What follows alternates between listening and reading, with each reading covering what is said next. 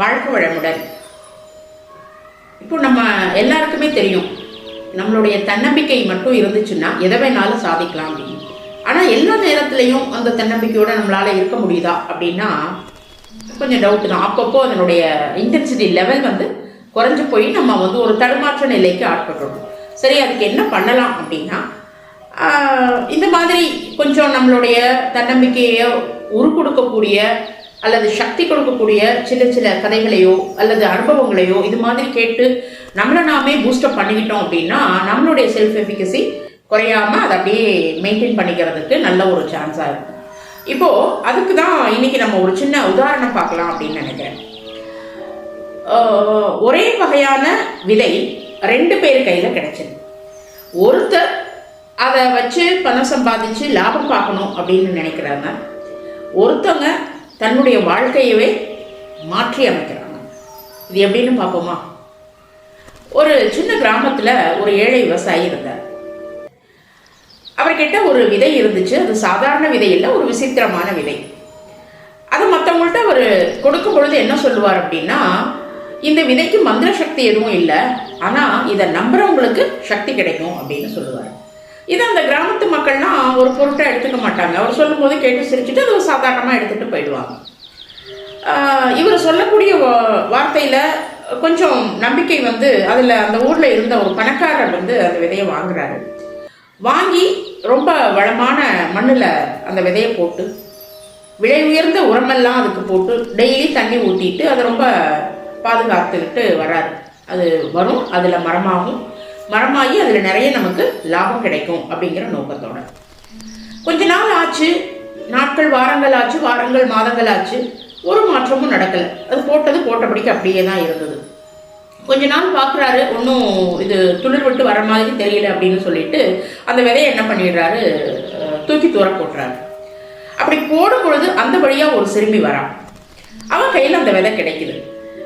அது கிடைச்சோன்னு இது விசித்திரமா இருக்கு, இது பார்க்கறதுக்கு ஒரு மாதிரி வித்தியாசமா இருக்கே அப்படின்னு நினைச்சிட்டு அவன் அந்த தாத்தாட்ட எடுத்துட்டு போய் கேட்குறான். தாத்தா அந்த விதை முளைக்குமா அப்படின்னு கேட்குறான். அதுக்கு அந்த தாத்தா சிரிச்சுட்டே சொல்றாரு, இந்த விதை முளைச்சு மரமாகுமா இல்லையா எனக்கு தெரியாது, ஆனா உனக்குள்ளார ஒரு நல்ல துளிர் விடும் அப்படின்னு சொல்றாரு. அதன் ரொம்ப உறுதியா நம்பிட்டு அவன் வீட்டுக்கு போயிட்டு தன்னுடைய தோட்டத்துல மண்ணை கிளறி விட்டு அந்த விதையை போட்டு நட்டு வைக்கிறான். நட்டு வச்சு டெய்லி அதுக்கு தண்ணி ஊற்றி அந்த மண்ணை அப்பப்போ கிளறி விட்டு அதுக்கு நிறைய ஆக்சிஜன் உள்ளே போகணும் அப்படின்னு கிளறி விட்டுட்டு அந்த மண்ணு கூட டெய்லி பேசுகிறான். உடனே அது மரமாச்சா, துளிர் வந்துச்சா அப்படின்னா ஆகலை.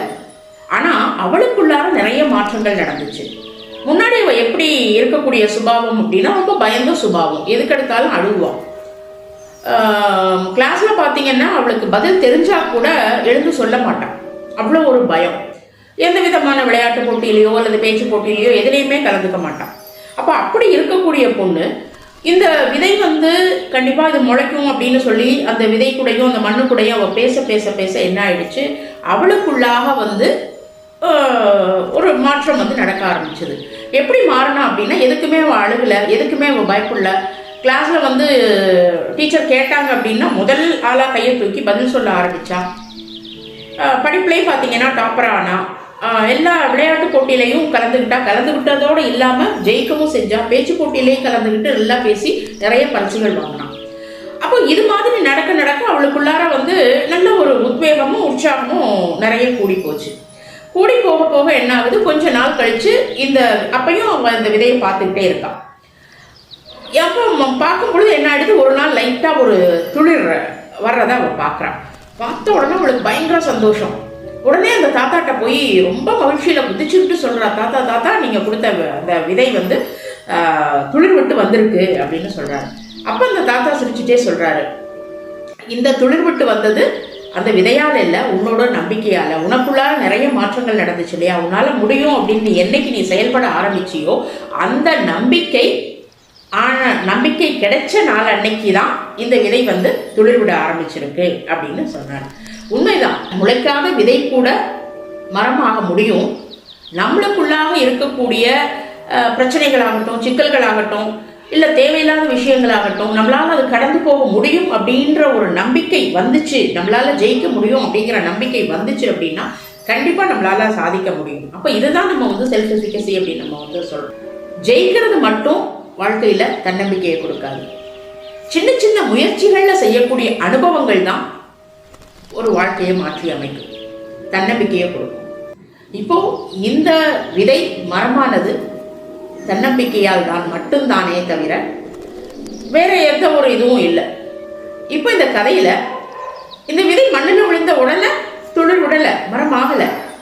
ஆனா ஒரு மனதுல வந்து அது விதை விழுந்த விதை அவளுக்குள்ளார நிறைய மாற்றங்கள் வந்து அந்த துளிர் விட்ட மாதிரி ஒவ்வொருத்தருக்குள்ளாரையும் அந்த தன்னம்பிக்கைங்கிற விதை துளிர் விட்டு நிறைய ஒரு நல்ல மாற்றங்கள் ஒவ்வொருத்தர் வாழ்க்கையிலும் நடக்கணும் அப்படின்னு சொல்லி இந்த பதிவை இத்தோடு நிறைவு செய்து கொள்கிறேன். அடுத்த பதிவில் சந்திப்போம். வாழ்க வளமுடன்.